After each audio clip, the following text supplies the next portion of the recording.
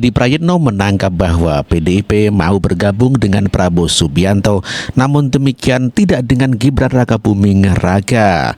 Ya, tentu saja merupakan hal pilihan sulit dikarenakan Prabowo Gibran adalah satu paket. Bahkan PDIP mengatakan, kata Hadi Prayitno, akan hanya memasang foto Prabowo saja, tidak dengan Gibran sebagai wakil presiden. Kira memang PDIP tidak berubah dalam konteks persoalan politiknya dengan Jokowi dan Gibran. Jadi PDIP itu hanya mau berkoalisi dengan Prabowo Subianto, wapres terpilihnya nanti dulu lah. Kan ini yang sepertinya kita tangkap dari jauh. Nah, itulah yang sedari awal saya bilang, bagaimana cara berkoalisi itu hanya dengan presiden terpilih, sementara wakil presiden terpilihnya tidak disertakan. Ini yang saya sebut sebagai bagian dari kerumitan-kerumitan yang tidak mudah. Karena apapun, kalau Gibran, Prabowo nanti dilantik tanggal 20 Oktober misalnya, secara definitif dan secara faktual presidennya adalah Prabowo dan wakilnya adalah Gibran. Oleh karena itu, kalau betul ini terjadi koalisi, PDIP menjadi bagian dari koalisinya Prabowo, itu artinya PDIP hanya mau berkoalisi dengan Prabowo, tapi tidak dengan Gibran. Bahwa yang mereka anggap presiden itu hanya Prabowo, wakil presidennya tidak. Bahkan kalau tidak salah, ada pernyataan dari elit-elit PDIP bahwa mungkin nanti foto yang terpampang itu hanya foto presiden, sementara foto wakil presiden terpilih itu tidak akan. Ya boleh saja kan elit-elit PDIP sudah menyampaikan itu secara terbuka. Sebelumnya politisi PDIP Ciko Hakim mengatakan bahwa lebih melihat presiden secara presidensial, di mana kekuasaan ada di tangan presiden bukan wakil presiden, sehingga dikatakan Ciko Hakim bahwa PDIP lebih mengedepankan bekerja sama dengan Prabowo Subianto sebagai presiden dibandingkan dengan Gibran Rakabuming Raka. Bagi kami kalau bagi kami itu nggak masuk dalam variabel kok. Kita masih melihat bahwa presiden terpilih adalah Pak Prabowo Subianto, dan kita tahu bahwa di dalam sistem presidensial segala kewenangan itu berada di tangan Pak Prabowo. Tapi kalau kebalikannya kita nggak tahu ya. Kalau bagi kami kita nggak mau sekerdil itu dalam mengambil keputusan yang besar terkait dengan kehidupan berbangsa dan bernegara, terkait dengan kehidupan rakyat, khususnya rakyat kecil yang masih harus kita sejahterakan, yang begitu banyak di seluruh pelosok di Indonesia. Dan variabel-variabelnya selama ini yang saya tahu dibicarakan oleh para senior di DPP maupun oleh Ibu itu tidak termasuk. Permintaan PDIP yang aneh-aneh, yang hanya mau berkoalisi dengan Prabowo dengan tidak mau berkoalisi dengan Gibran, adalah suatu pilihan yang sulit bagi Prabowo, pilih Jokowi atau Megawati. Namun demikian, Kodari mengatakan bahwa Pak Prabowo lebih memilih Jokowi dibandingkan dengan Megawati Soekarno Putri.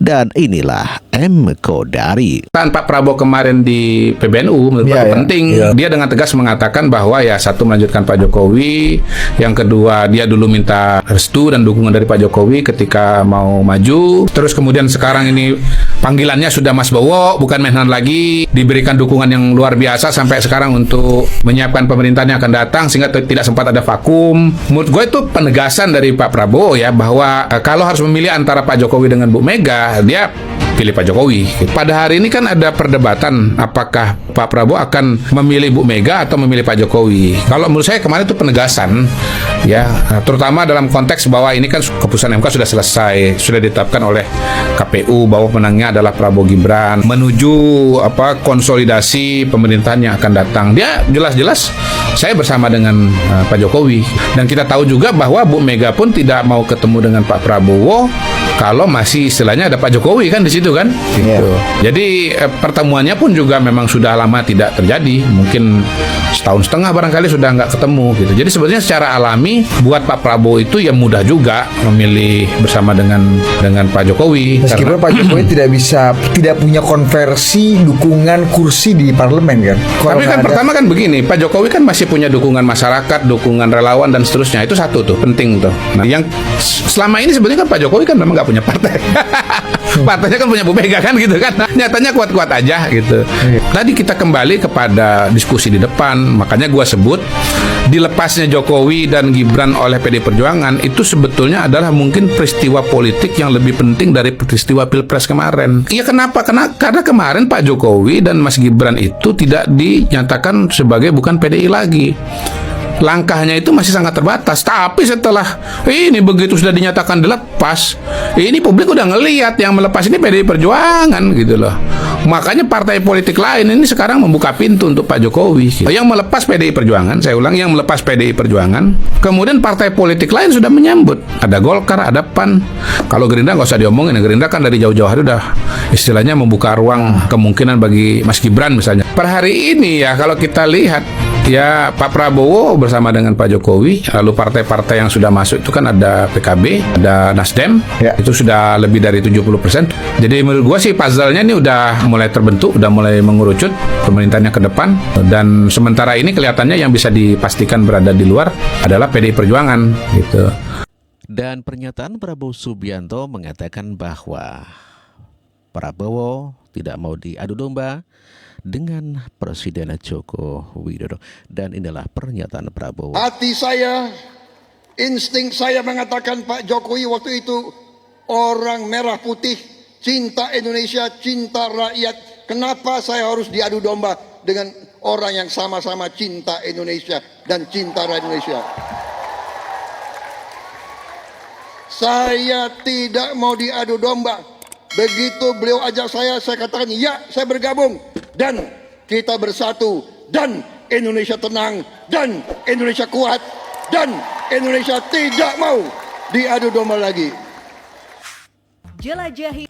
Ya, Andre Rosiade juga mengatakan bahwa Pak Prabowo lebih memilih Jokowi dibandingkan dengan Megawati, dikarenakan Megawati telah berkali-kali membohongi Prabowo Subianto. Dan inilah pernyataan Andre Rosiade. Andre, apa masuk rekan Anda ini maksudnya apa tuh? Sudah banyak Megawati bohongin Pak Prabowo, saya lebih percaya Pak Jokowi.